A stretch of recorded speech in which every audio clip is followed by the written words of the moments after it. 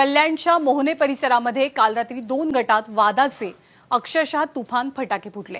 जुनं कारण होतं, हा सगळा जुना वाद होता जो अचानक उफाळून आला आणि एक प्रकारे तुंबळ हाणामारी पाहायला मिळाली। अनेकांनी एकमेकांची डोकी फोडली, घरं फोडली, महिलांनाही मारहाण झाली। मोहने चौकातल्या फटाक्यांच्या स्टॉलवरती लहुजी नगरातले 2 तरुण फटाके घेण्यासाठी आले। मग वाद झाला आणि हाणामारी झाली। मग मध्यरात्री मोहने गावातल्या घरांची तोडफोड करण्यात आली, महिलांना मारहाण झाली।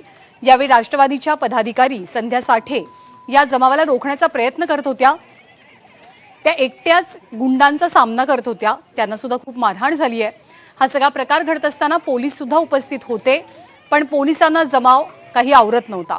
मोहने गावातले ग्रामस्थ आणि लहुजी नगरातले रहिवासी यांच्यातला एक जुना वाद आहे, त्याचं पर्यवसन काल रात्री मोठ्या हाणामारीत झालं।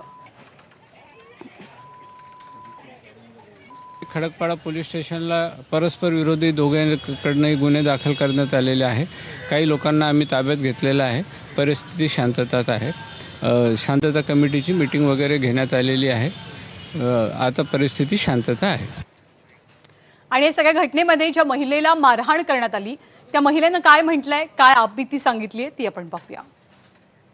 गावाले सगळे ते पोरं सगळे गावालेच होते, मोहण्यात राहणारेच आहेत ते पण।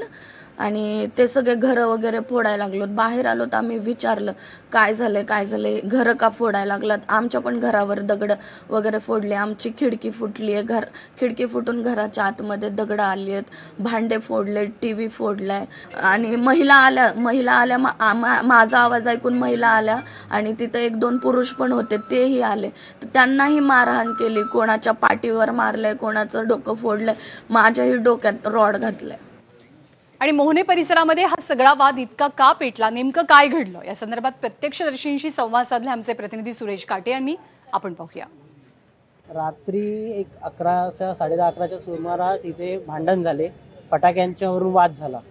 त्या वादामध्ये त्या लोकांनी आमच्या इथल्या ज्या महिला होत्या गावातल्या, ते फटाक्याचं दुकान आहे त्यांना मारलं, मारहाण झाली। त्या ठिकाणी आमच्या इथल्या 2 मुलांचे मोबाईल हिसकावण्यात आले, त्यांची चेन सुद्धा हिसकावण्यात आली। वस्तीतला जो जमाव आहे तो मोठ्या प्रमाणात त्या ठिकाणी येऊन दगडफेक व मारामारी झाली।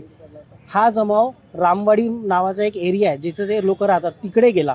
त्यानंतर आमच्या गावातली मुलं जाब विचारायला या ठिकाणी आले आणि मग त्या समोरील बाजूने दगडफेक सुरुवात झाली। तर काही दगड आमच्या आजूबाजूने सुद्धा गेले, आम्ही वाचलो त्यातून सुद्धा।